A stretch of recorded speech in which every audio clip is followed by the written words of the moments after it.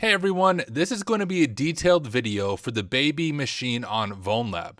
Now I'm experimenting with something a little bit different. What I've been doing in the past is I would solve these machines live on stream, going into them blind.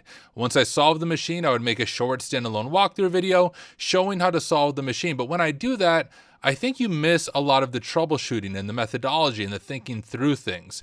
And so I'm experimenting a little bit. Would love to hear your thoughts in the comment section. But what I'm going to show you is a lightly edited version of the live stream. Now, when I did this machine on live, it was no prep. I didn't look at any walkthroughs ahead of time. We just went into it blind. But I also don't think it'd be fun to watch like a 3-hour video of me stumbling around. So I did my best to lightly edit this video, but you still see my full methodology, the silly mistakes that I made, my use of ChatGPT, the way I take notes. So hopefully you learn a lot in the process. But let me know what you think about this like lightly edited format and this little intro on the beginning. So let me turn it over to Tyler from a few weeks ago. Check out this video. Enjoy. Here is Vulnlab. It is a pen testing and red teaming lab environment created by XCT. If you've never heard of XCT, he's one of, if not the top player in Hack the Box, has made many of the highly rated machines on Hack the Box, and just is an incredible person, very genuine person. And this environment is amazing. The best environment that I have found for standalone CTF machines. But you see there's over 120 vulnerable machines, everything from standalone machines, which is what we're going to do today, to big Active Directory environments with multiple force that require bypassing modern defenses. Amazing. And they have various difficulties from easy to advanced. One thing I always like to show people, and I'm going to get it pulled up and then I'll share my screen, is what XCT himself says about Vulnlab. Because if you go into Vulnlab and you're expecting try hack me or hack the box, you are going to be disappointed. I need to level set your expectations when you go into this. If I go over here to recommendations, I want to show you how he explains this. All of the machines are trying to teach something new, so even the easy ones will at times get you stuck. I can vouch for that. I have been stuck, I think, on every easy machine. Easy. This is where real learning starts, either from blog posts, articles, videos, or walkthroughs.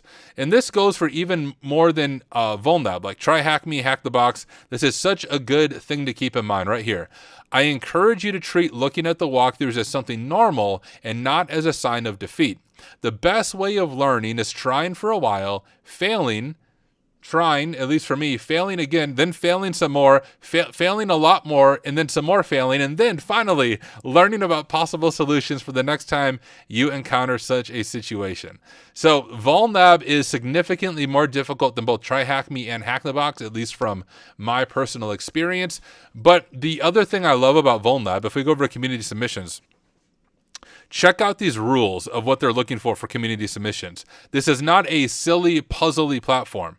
So here's what they're looking for. Real-life pen test and red teaming scenarios on Windows or Linux.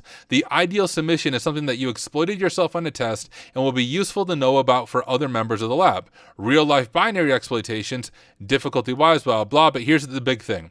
We are not looking for web-based vulns unless they're uncommonly... Actually, that's not the big thing. I don't mind web-based vulns. Here's what I wanted to highlight. We are not looking for CTF-style machines, which is like... Thank you. Now, I know those of you watching this, you're like, wait, what is the difference? A CTF-styled machine is a machine that's very... you just solve a bunch of puzzles, and it doesn't really teach you how to hack things in the real world. It's very like crazy steganography, pulling silly things out of images, kind of makes it look like Hollywood, but is not realistic. It's actually quite difficult to make realistic machines, which is why I really love Vulnlab. All right, let's go ahead and just kick off some scans and see what we have going on. We're also going to update our Etsy host file with the IP. The Etsy host file in Linux is what resolves the IP to the domain name, just so we don't have to remember the IP. We can just search for it by the domain name. So we'll do sudo nano Etsy host. And we'll drop down to baby down here. Like so. All right. Let's see if we have... Okay, this looks a lot better now. We're seeing ports that were not open before. If you guys remember the last time we did this machine, I think it was Tuesday night at the end of doing a Try Hack Me walkthrough, and like nothing was open besides some strange ports. So right away we see we have DNS, Kerberos, SMB, lots of things, LDAP from what I can see. So we have some good ports open that we're going to be able to dig into. And although we do have these hints, so when you do a Vulnlab machine, it gives you hints. So we see like user, it says look into anonymous LDAP access, root is look at user privileges. I will treat this like an actual pen test, and we'll spend time enumerating each one of these ports because, hey, maybe we'll find a piece of information that will help us later on. And also, let me explain to you what the syntax is I just did here. If we look up here, I like to use RustScan for port scanning when I'm doing CTFs just because it's easier to remember the syntax. But to do what I'm doing with RustScan, we just do RustScan command -A, and then we want to specify our target, which is baby.vl. Remember, I just added the IP, so it resolves as baby.vl or baby.vulnlab. And then what we're telling RustScan is saying, hey, any open port that you find, we want you to pass that open port over to Nmap, and then run Nmap on every open port with the -A flag. If you know Nmap flags, you know that -A means throw like all the enumeration scripts at it, and let's see what is running on these ports. Just slowly going. We can already begin enumerating some of this stuff. So like 53 is going to be DNS. So we can begin just doing some basic enumeration. If we do hacktricks is it .cloud or book? It's now book. They changed their domain. And we can just search for DNS up here. I always find this, I'm curious, for those of you who have been using the new Hacktricks website, is it buggy to you or is it just me? I feel like it's buggier than the old rendition of it, which I don't even know what they actually changed, but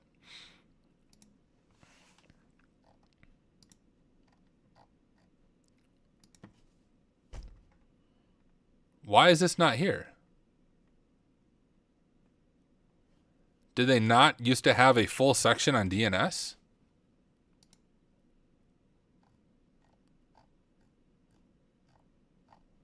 This is odd. Has anyone else noticed this about the Hacktricks website? Someone tell me in chat if you've had these same weird issues. Like pen testing DNS used to be full of information. You can't use Google anymore.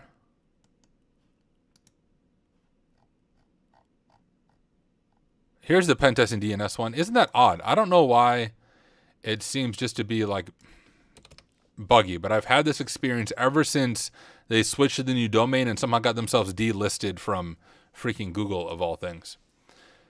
How do you remember commands and notes? So here's the thing when it comes to ethical hacking. It's less about remembering commands and more about developing a certain way of thinking. And really thinking outside of the box and thinking, how can I use something but abuse it? How can I exploit this? As far as remembering syntax, I don't. Like, I forget the syntax for all this stuff all the time, especially when you move into cloud. So I also do some cloud, Azure, AWS stuff. Always forgetting the syntax, always looking it up.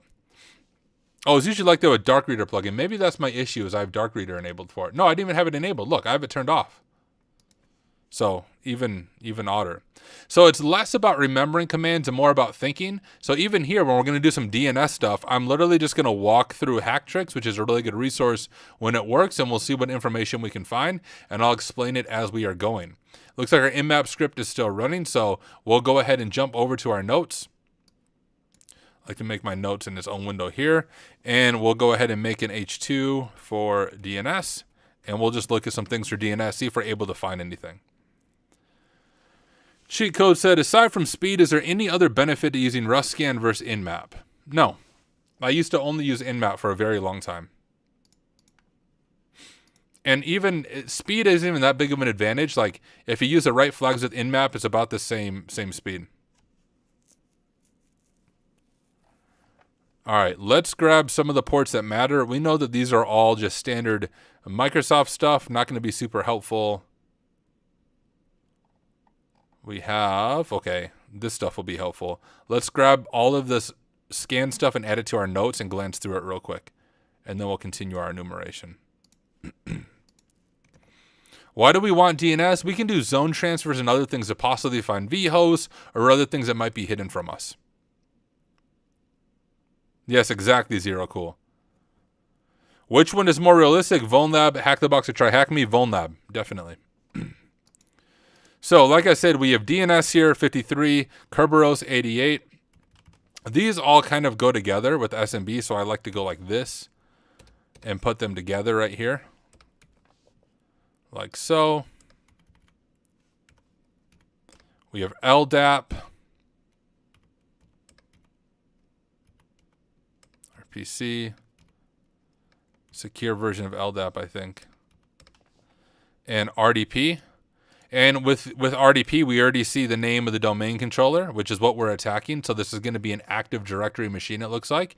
And it's called babydc.baby.vl. So it's going to be worth adding that to our Etsy host file as well. So we'll drop down to baby down here, and we'll just add that as a line so it resolves to that IP. Like so. Yeah, auto recon is good too. I just haven't used much of auto recon. I've done it all manually, but auto recon is an amazing tool by my friend Tiberius. So, especially for those of you studying for something like the OSCP, check it out.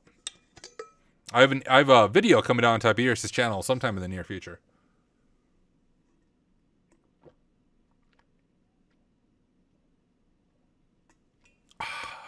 It's nothing like ice cold water, guys. I love the taste of just ice cold water.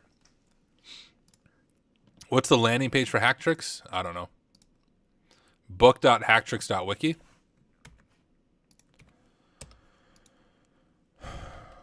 What just happened? Oh, that's what I wanted to go to. So we have another DNS name host? Sort of, yeah. Kind of. It's just if we run any Active Directory tools, we'll want to include the domain controller in our Etsy host file. The rest of this looks good. So let's go ahead and begin with our DNS enumeration. We have simple DNS plus. We'll just do some really light DNS enumeration. We're not going to go deep into it, but we can try dig request. So this record, the record any will ask the DNS server to return all the available entries that it's willing to disclose. So we can go ahead and give that a shot.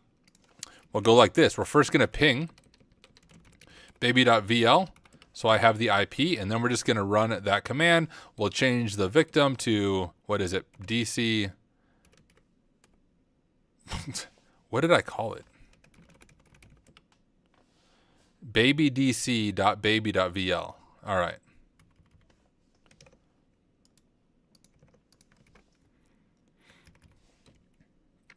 babydc.baby.vl, and we'll drop in the IP here.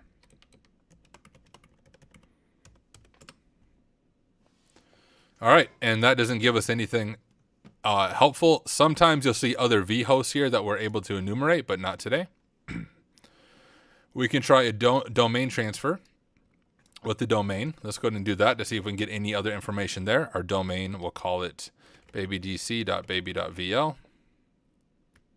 And our DNS IP is going to be, of course, the same as the domain controller in this case. Zone transferred failed. And honestly, that's about the extent of what I'm going to do for DNS enumeration.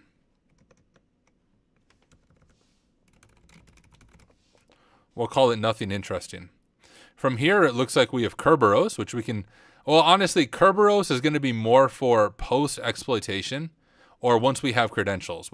Without credentials, there's just not much we can do with Kerberos. We have SMB, though. That's going to be worth at least digging into and checking out. We'll just drop it in there.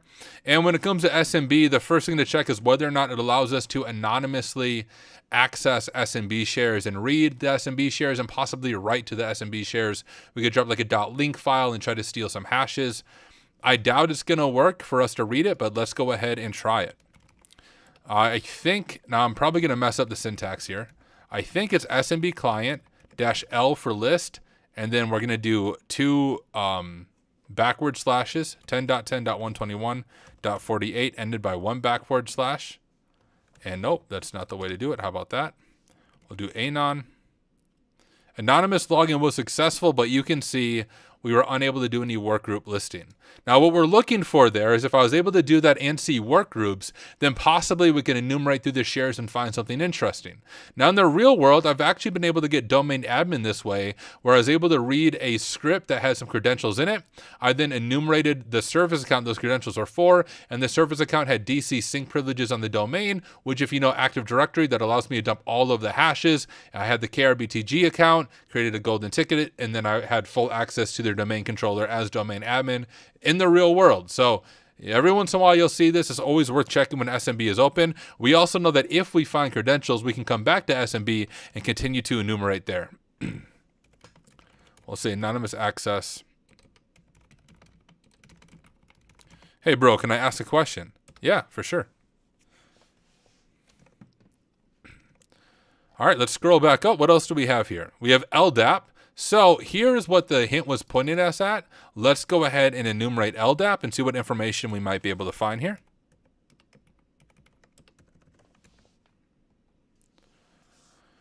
Hey man, I just created a website. How can I access my API? There's way more complexity than I'm able to answer. You would have to give a lot of information.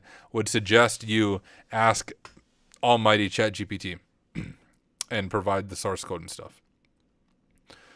Anyways, let's go ahead and do some LDAP enumeration. So if you don't know how to do that, over here in Hack Trips, you should be able to do it. Actually, if I just go back to where I was at, on this left side here, we have all the different ports that we can pen test, and we have pen testing LDAP right here.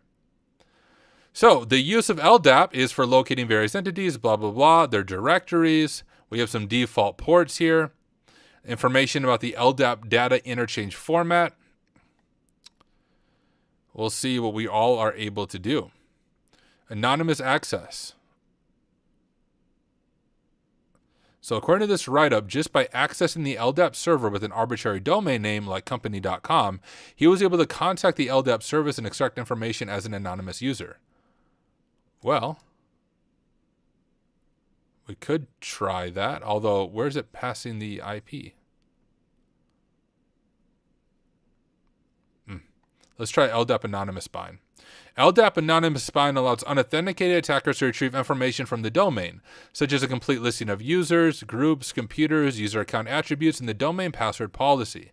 This is a legacy configuration, and as of Windows Server 2003, only authenticated users are permitted. However, admins may have needed to set up a particular app to allow anonymous binds and give out more than the intended amount of access, thereby giving unauthenticated access to all objects in AD. All right, let's check out LDAP anonymous binds. How do we actually perform it? I think we can use LDAP search for it. I think it's LDAP search and then something. Yeah, okay, cool. LDAP search, hostname, port, base DN. Where's AI getting this information from? Hey, look at that. Let's check this out. What up, NOV4? Good to have you here. A pen tester guide to LDAP bind method vulnerabilities. Actually, there's a really good Hack the Box Academy module on LDAP injection, I just realized. So if you have a Hack the Box Academy account, make sure you check that out.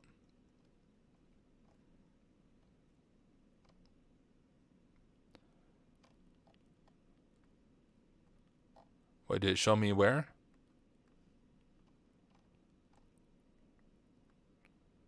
Okay. LDAP search, we passed the LDAP server and the base DN. Okay. Let's give this a shot. So our LDAP server is going to be babydc.baby.vl. And actually, I always forget the syntax for the base DN stuff.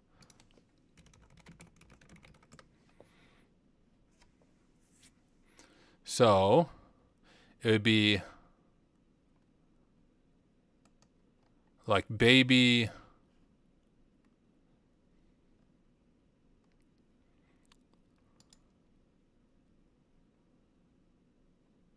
I'm just overthinking this, I think.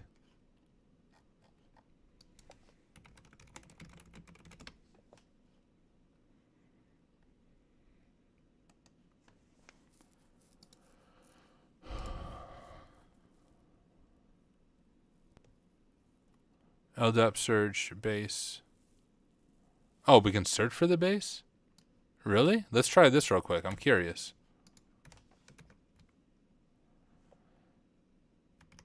So our target IP is going to be 10.10.121.48. That syntax did not work. Invalid option H. How do you want my host, my friend? Filter attributes.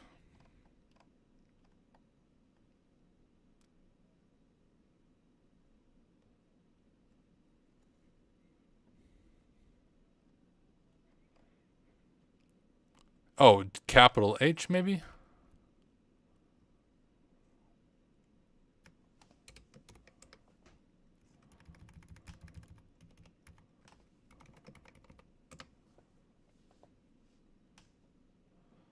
Invalid DN syntax. Okay. Hey, HSISJ, I don't know what you're talking about, but whatever you're talking about is out of scope for the stream. So if you can stop with the spam about the unrelated stuff to the stream, I'd appreciate it. Can I do a video about how to create malware for Android on Kali Linux? No, because I don't know how. So this is the default naming syntax. So I think... Oh, did I close out the other one? Let's go back over to this and grab the syntax here. We're going to go like this. 10.10.121.48. And then I think it would be something like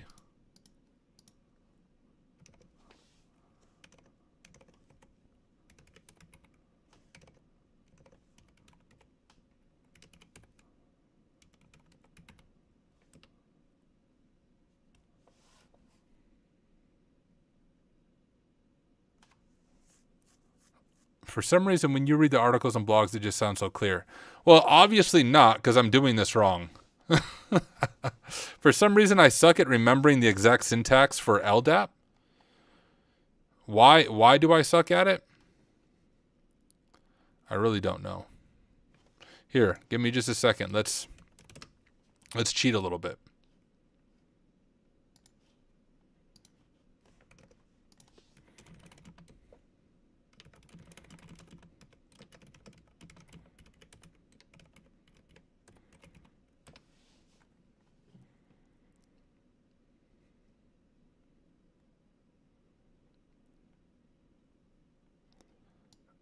That's what I did, right? Okay. Maybe I just need to do it this way. So at least I did it right. Based on how it was, like, at least in my head. There we go. So it did work. We are able to do an anonymous bind.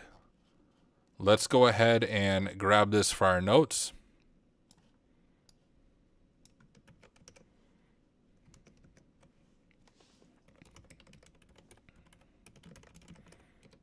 Success.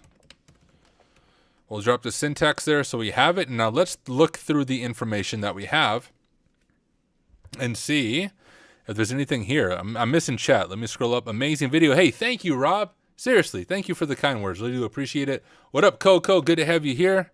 I agree, R2D. Absolutely. Henry said, is this all is DC? Yep. What up, Eldritch? Hey, yo. Good to have you here. All right, so with this anonymous bind, which once again, very insecure, you don't want this enabled on your domain controller, look at all the information that we can get. First, we can get user information. We have administrators and users. We have guest users, and let's just look through and see what we have.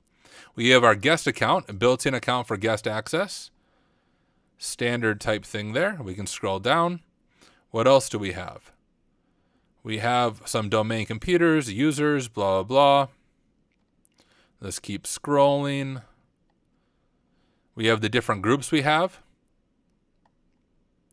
Cert publishers. All right, all domain users. I want to see if we have some specific users in here, which I'm sure we do.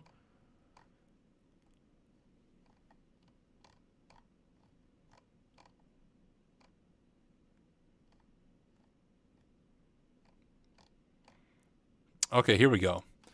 Now we have some users. We have a dev group right here. And we have some users in the dev group. We got Ian Walker, Leon Dyer, Hugh George, Ashley Webb, and Jacqueline Barnett. See if we have anything else interesting as we look through here. We have the information on Jacqueline Barnett, for example. I wonder if we're going to be able to find some like a password being stored in the description somewhere. We have all their names, and this is going to be something we're going to want to grab for username enumeration. We'll pull this down a little bit. Just want to see if we have any easy wins here. I also have seen it on an internal where when you dump user information, you literally have a password in the description. Object GUID, password last seen. Okay, guys, if I miss it, make sure you shout it out and tell me I missed it. Email information. We have some IT users.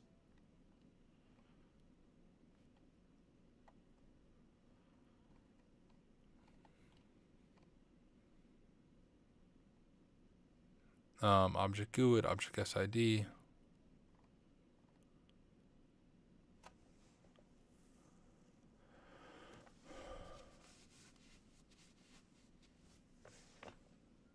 What do I think about using write-ups? I think write-ups are good.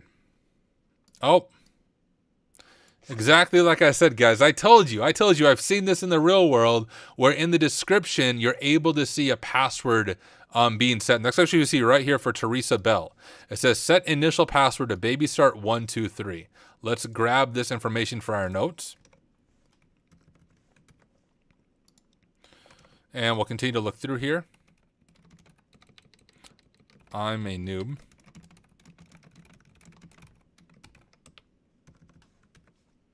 So then we know we have creds right here.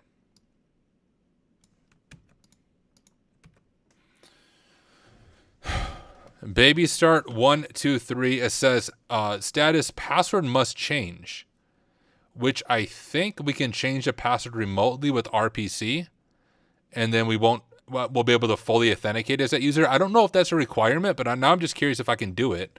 Let's see. Change password with RPC.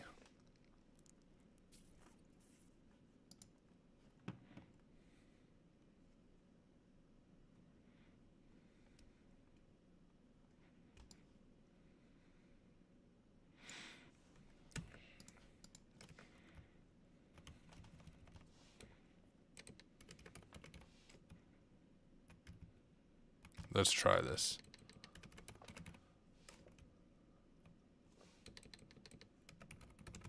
Caroline Robinson.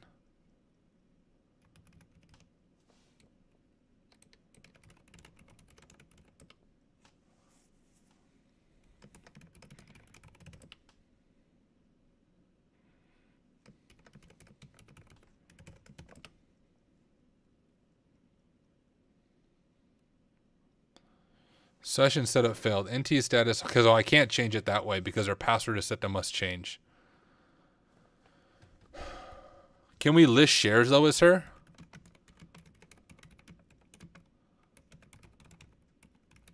Like, can I just authenticate anyways, basically?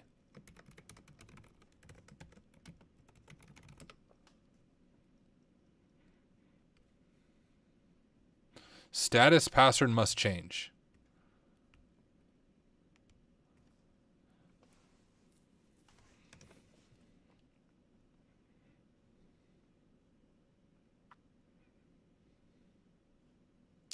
So that's a problem. I don't think I can authenticate as her.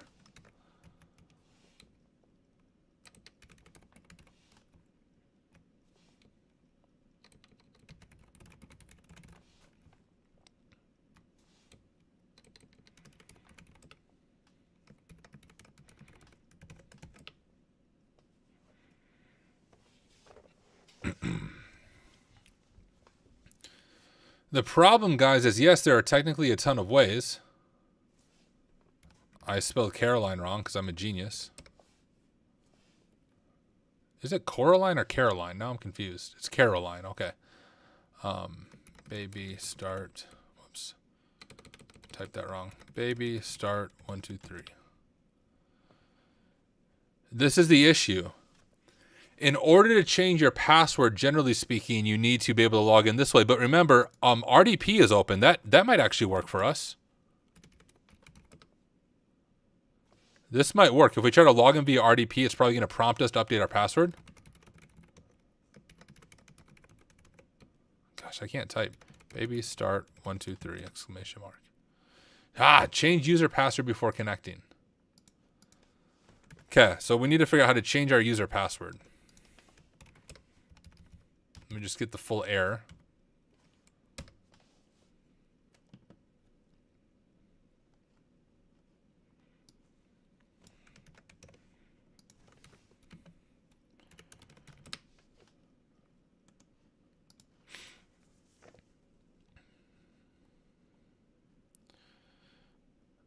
Hit valid change. Have no fear. Look for terminal services doesn't use NLA and Nessus output or use a RDP and NUM encryption.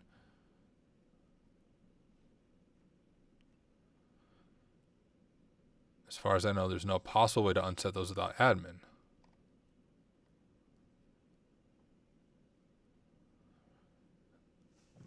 Okay, this is what I was trying to do. Is maybe NLA isn't enforced, possibly? This is what we tried before, but we didn't have anonymous access to the IPC share. That's why that failed.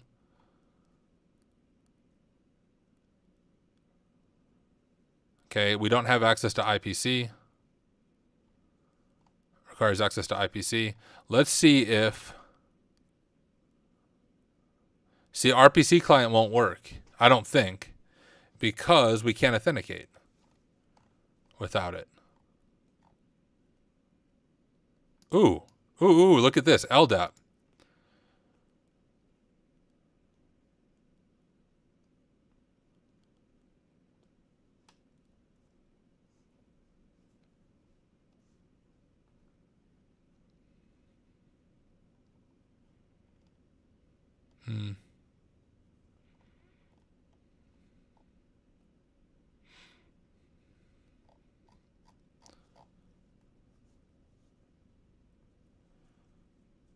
We do not have access to IPC. That's our issue.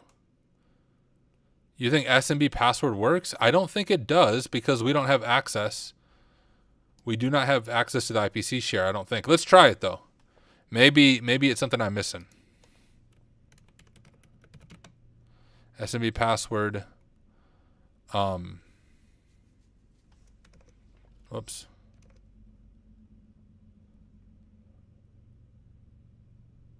So we do SMB password locked. Oh, our user? Is locked supposed to be our user?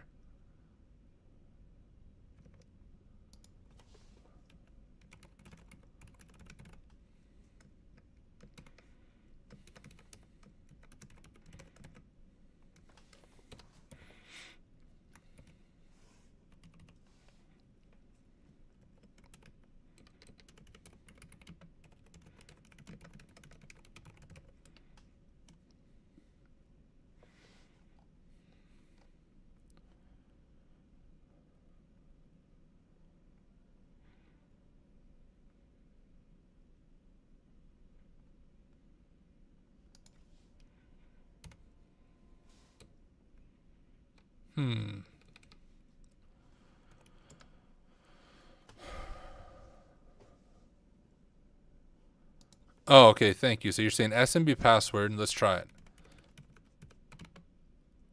R, baby. Well, let's get the IP.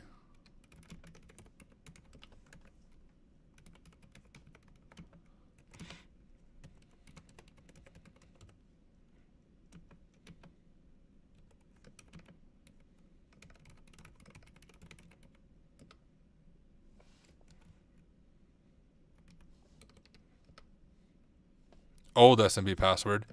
Baby start 123.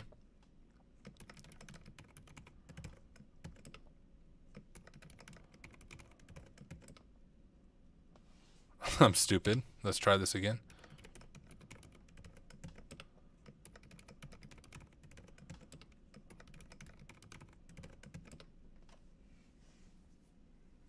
What do you mean mismatch? I'm definitely not. Okay, maybe I am mismatching it.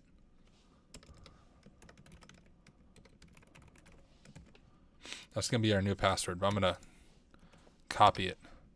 Baby start 1 2 3 exclamation mark.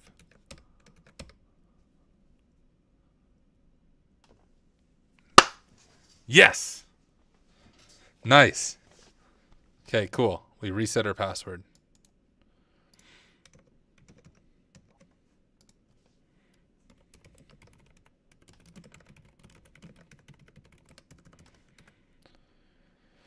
So now it's hack smarter 1 2 3, and also want to grab a link to this blog. It's kind of a reference there. Okay. We have a password. Now, I don't know if Bloodhound is overkill for this, but let's see first if we can authenticate to SMB, and then let's see if we can run Bloodhound and grab some loot.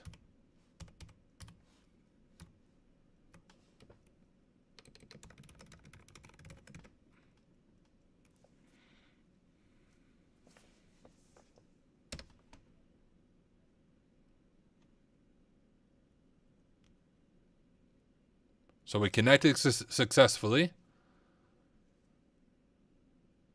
And we have some shares. And we can read and write to C. Well, that's interesting. We can read the admin share, really?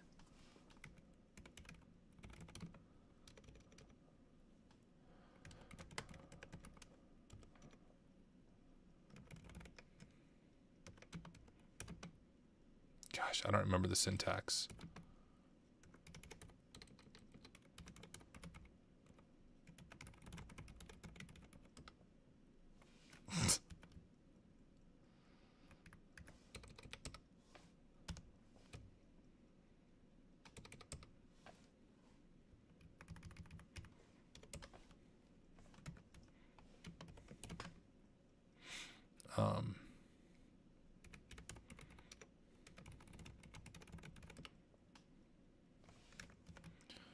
If I can get my slashes right. There we go.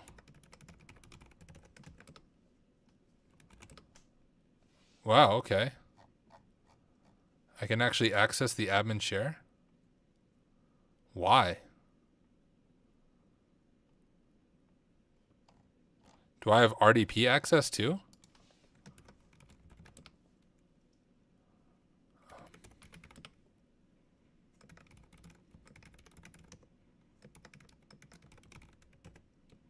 I spelled it wrong. No, okay. How about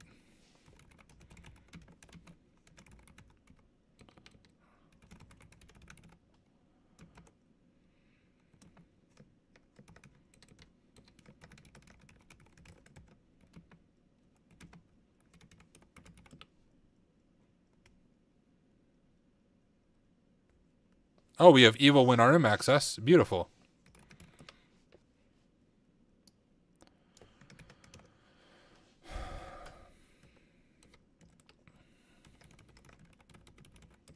So we'll do post exploitation. We have gained remote access via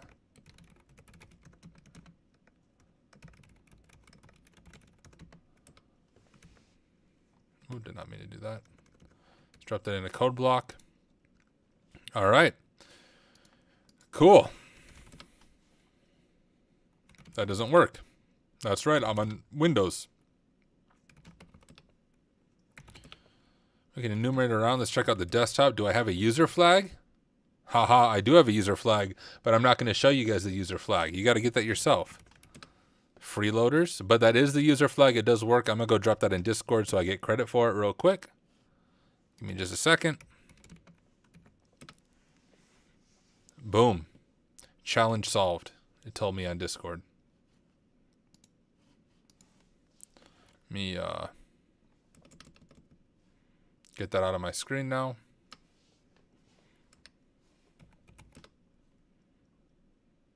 Oh, now I broke the shell, kind of.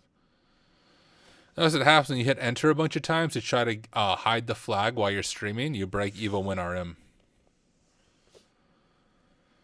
Vulnlab is a lot more difficult than Hack the Box and Try Hack Me, but I find it more realistic as well. Okay, we're just going to, you know, I fully broke this, guys. I can't get out of it.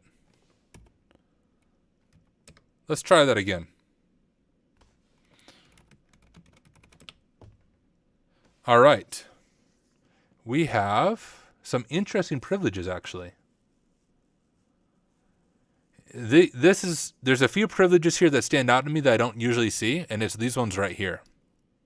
Backup files and directories, restore files and directories. I feel like we could back up like SAM and system and then get passwords or hashes that way.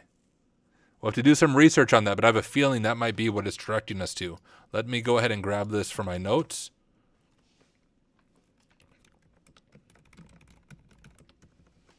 And we'll just say that.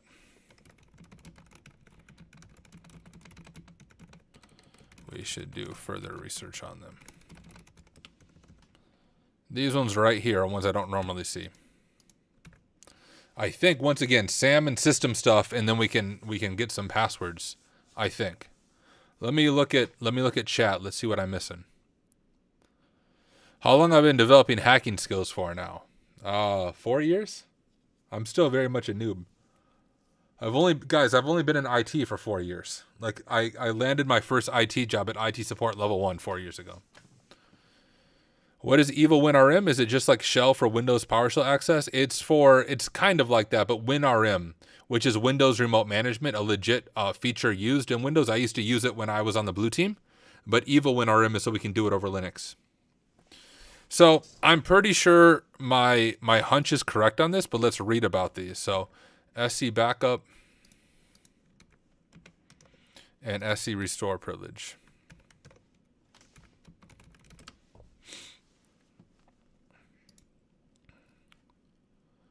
Okay, exactly what I was thinking. Abusing the SC backup privilege is one way. A user with this privilege can create a full backup of the entire system, including sensitive files like the SAM, exactly what I said, and the Active Directory database. Okay, let's grab that for our notes. We'll grab source here.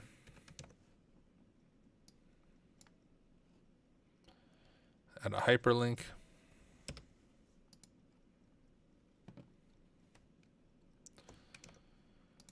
Then with the full backup, we can extract the hashes, pass the hash, all that fun stuff.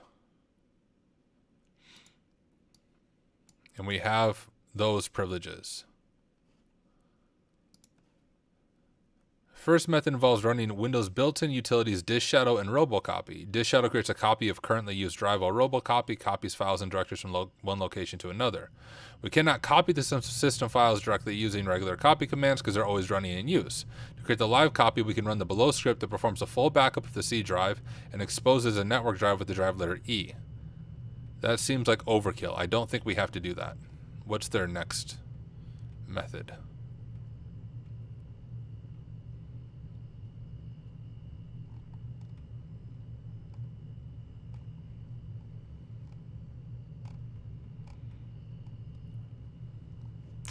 I think that's overkill.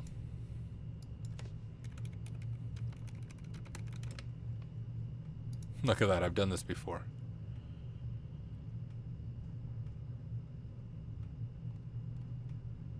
Yeah, here's a much easier way. Remote SAM database extraction. If the user is unable, we're able to, but we could just do it remotely. Backup DC registry, we could try that. Since the security hive is also backed up, we can also extract LSA secrets. That's cool. Let's try this tool. I don't think I've ever used it. It's from 3 years ago. Will it run okay? I have no idea, but it's worth trying, isn't it?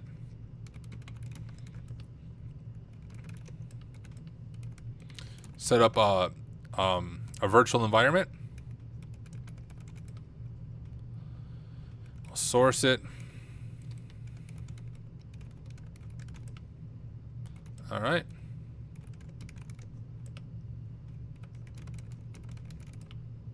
Install Impacket here into our virtual environment.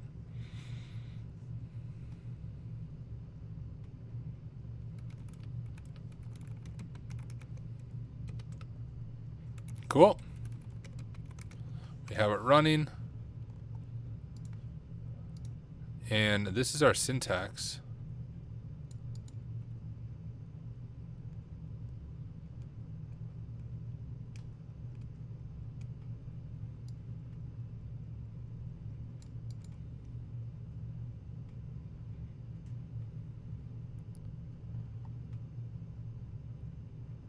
So is this... Hey, thank you, Mohammed, for the kind words. Python reg out. Okay, let me just read the actual tool, honestly.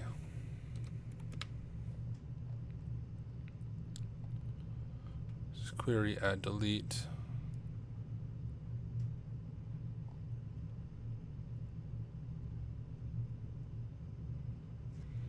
This okay, what is that virtual environment? Why is it used and how can we use it? Anytime you run Python tools, it's always useful to run it in a virtual environment because you might install dependencies that break your other tools. So like literally anytime I'm running a Python tool, I always create a new virtual environment for it. Why'd you change the user password so you already had one? I had to change the user password because the password was expired, therefore not allowing us to actually use the account. So we had to first update the password since the password was expired.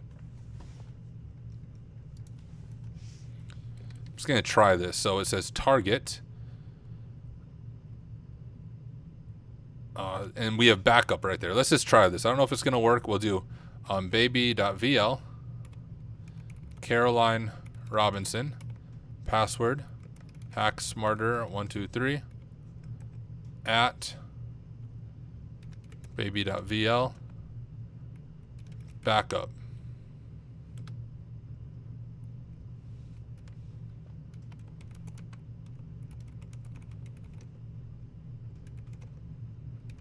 Why am I in my VPN folder?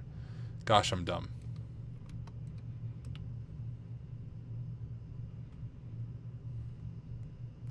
Do I need to actually set up an SMB share? All right, there's an easier way to do this, guys. I'm telling you. We can just back it up right here on the machine, and then we can download it with EvilWinRM. I just don't remember the freaking syntax. Here we go. This is all I'm looking for. This is literally all we need to do, I think.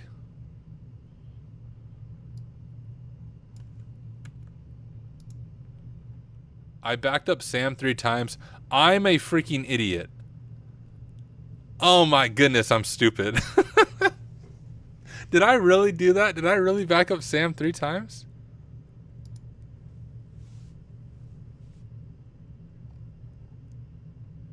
Oh my goodness, I did. Oh, I'm such... You guys see that? I literally backed up the SAM file 3 times because I'm such a freaking genius.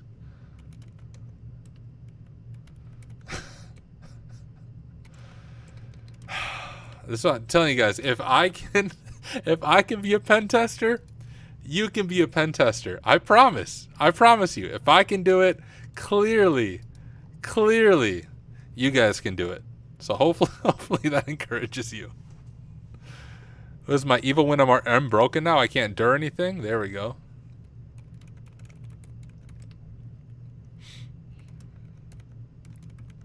I'm just too smart.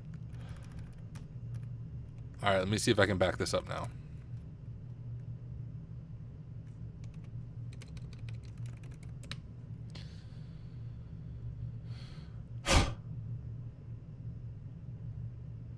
How dare you do that to me? Can I back up system?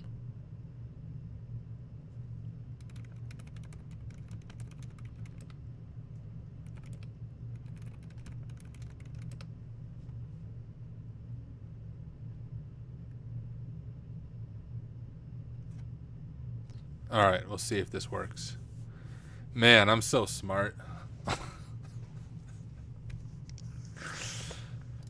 Let's go look at my notes. It's probably clearly in my notes too. I'm such a genius. I backed up the SAM file 3 times and just gave it different names.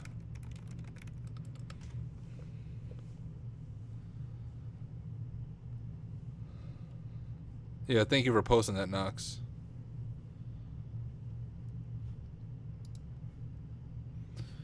System's gonna take a little bit, as you can tell.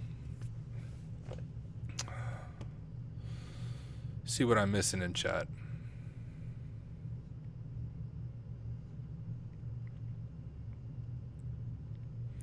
I know. I can't believe I did that, guys. I'm telling y'all, if you've never streamed before, it breaks your brain. I mean, my brain's already almost broken, but it really breaks it. And if you've ever had the experience, like let's say you're at work and you're going to do a demo on something, right? And the moment you're in Teams or Zoom or Slack and you click share screen and you know that everybody is looking at your screen, and that moment you forget how to use a computer, right?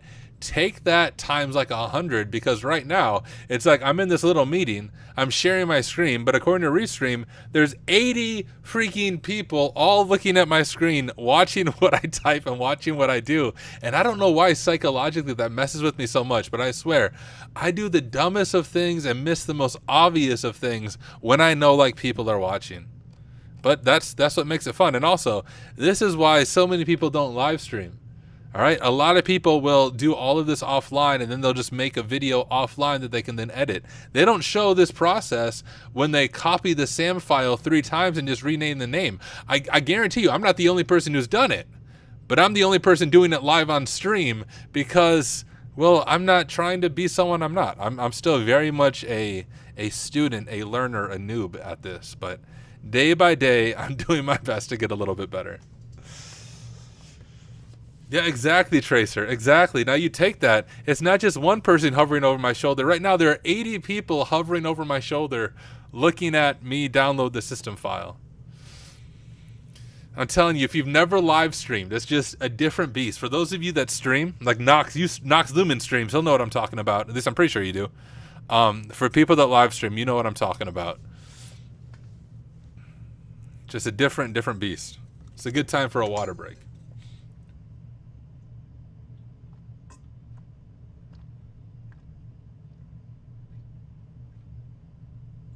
Guys, also, a sneak peek. We got our Girl Scout cookies in. Now, I shared this before. You guys will see a video.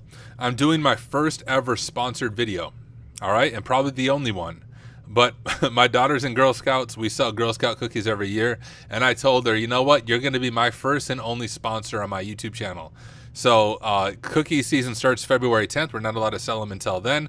But on February 10th, around that time when I make a video, there's going to be a very quick bumper video saying this video is brought to you by Girl Scouts. And then we're going to promote my daughter's Girl Scout cookies. You guys have to buy the cookies, all right? But those will be coming up. I have all of them in my basement. I'm looking at boxes upon boxes of cookies. All right, we have the file. Oh, I'm so smart.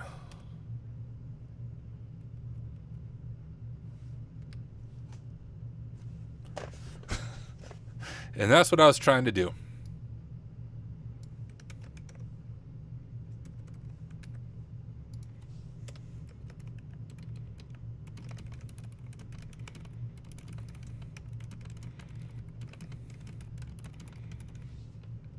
All right, now we have hashes.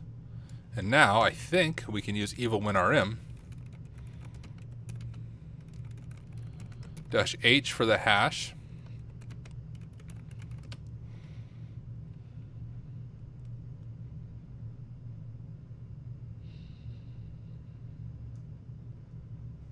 Hey, Mr. Ghost, this is Vulnlab. I didn't set up the lab myself, but we're doing Vulnlab baby machine. You'll buy cookies? All right, sweet. I appreciate it. I used the right part, right?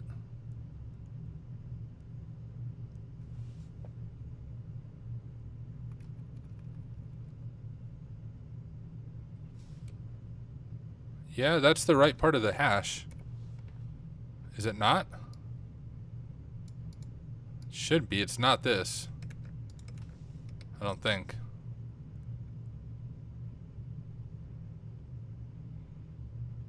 Have I still not completed the machine? Is there more to do?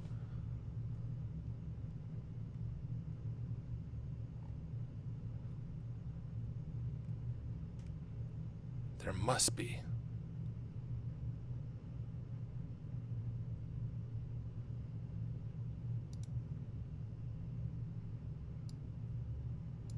That should be the hash right there. And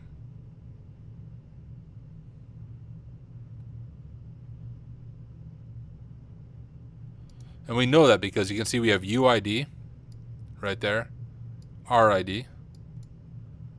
landman hash, NTLM hash, and that's the one we need for a pass the hash attack.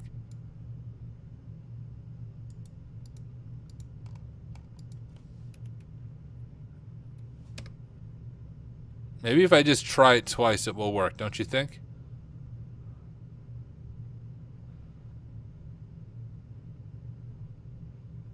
Well, let's try a different tool to pass the hash.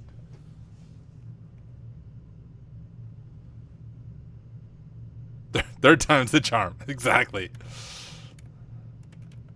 NetExec can pass the hash? I'm pretty sure.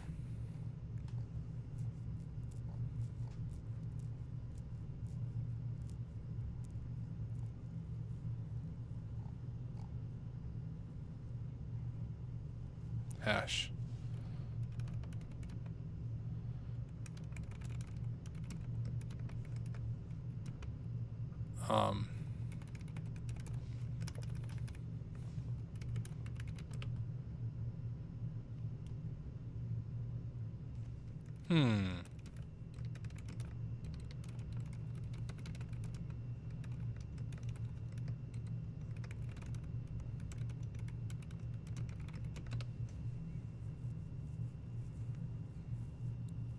Is it just copy though? I have a feeling it's something more.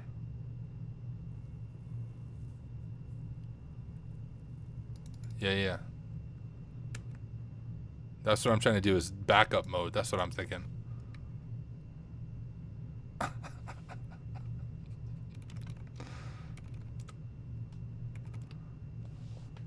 Oh. That didn't work.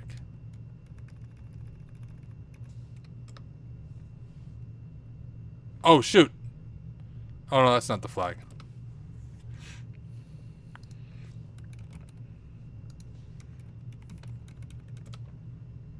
Nope, I can't read it that way either.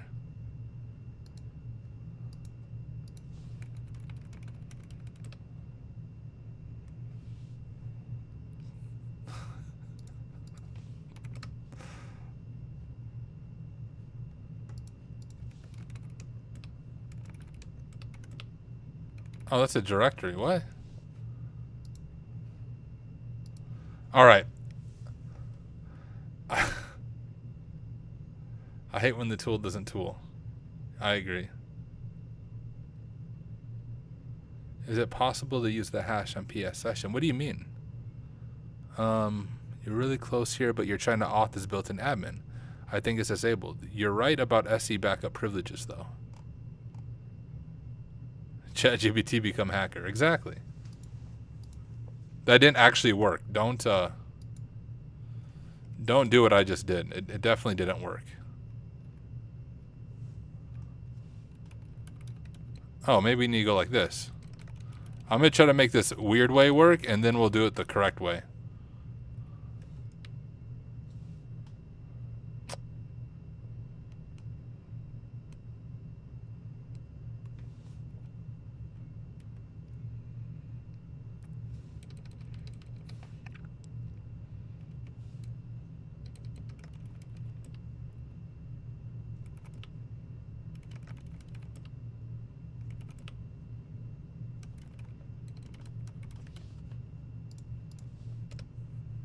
I did it.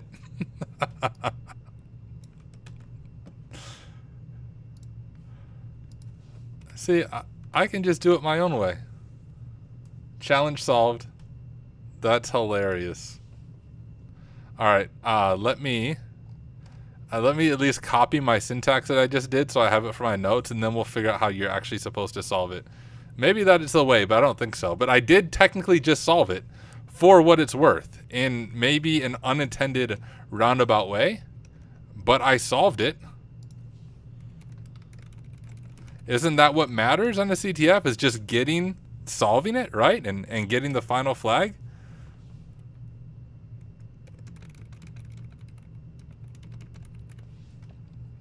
All right, let me close this so you guys can't see the flag. That's hilarious. All right, we're back to this, but I did solve it, and I'll show it to you guys. Here, let me pull it up. And this is what matters. What matters is that I solved the machine.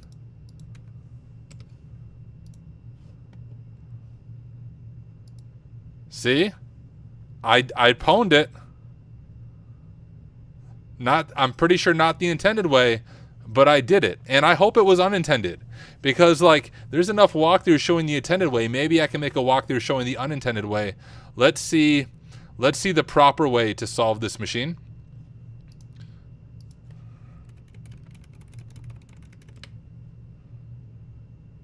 Check out this top post. But I solved it. Oh, they use curb root.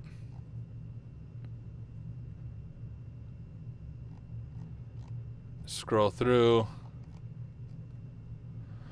All right, following this article, we can abuse by creating a DSH script file to create a volume converted to DOS format. What the frick is this? What is this witchcraft?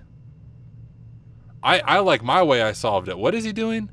We can abuse. Okay, I need to read this article.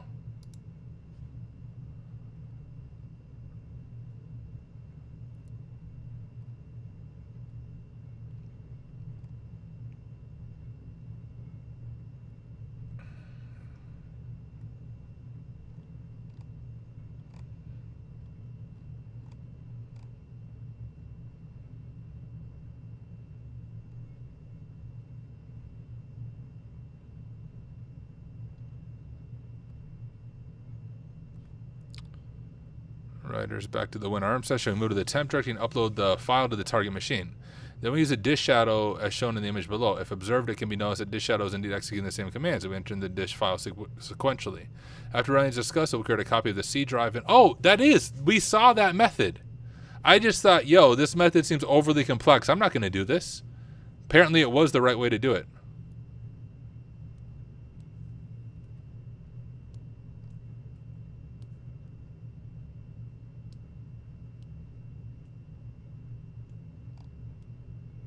Nope, I like my way. My way was cooler. I just robo-copied root.txt and read it.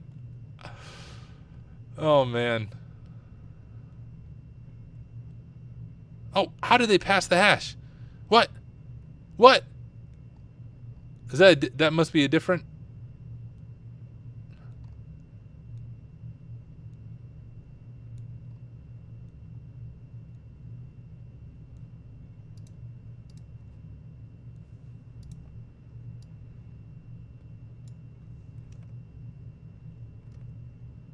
No, that's the same hash. No. How do they do that? That's the same hash. Is that not the same hash, guys?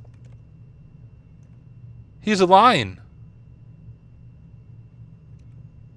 That doesn't work. That's the same hash. What? I did that.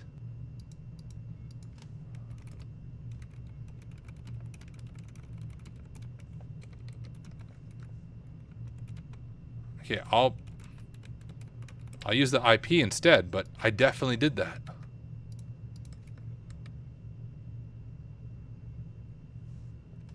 He's lying. That doesn't work.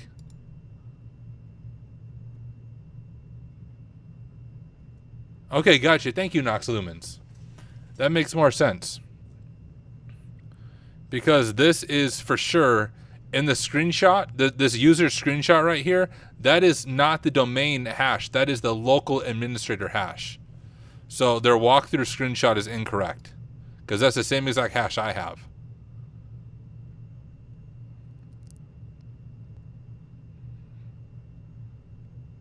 Odd. Let's look at some other ones.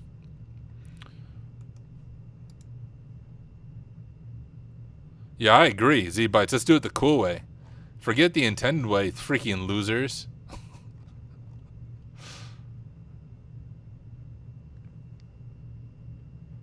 That doesn't... Oh, okay. I was going to say that does not work.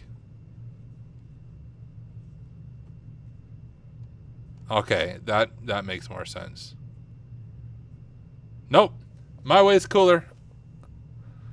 I just copy root.txt, and you know what? If it gets the flag, it gets the flag, right? We exfiltrated the sensitive data of our target, and we completed the machine. So I will make I'll make a standalone video on my weird unintended way of getting the root flag. But guys, that's what hacking is. Someone asked earlier, hey, how do you remember the syntax? And if you cannot tell, I don't remember the syntax. I'm always looking up the syntax, but the key is, can you think outside of the box to exploit something? And I thought, hey, if we have backup privileges and our goal is to read root.txt, surely we can just back up root.txt and read root.txt, right? So keep it simple. Think about how you can exploit something in maybe an unintended way. And if you still complete the machine, you still complete the machine. So that machine, like all Vulnlab machines, was a lot of fun.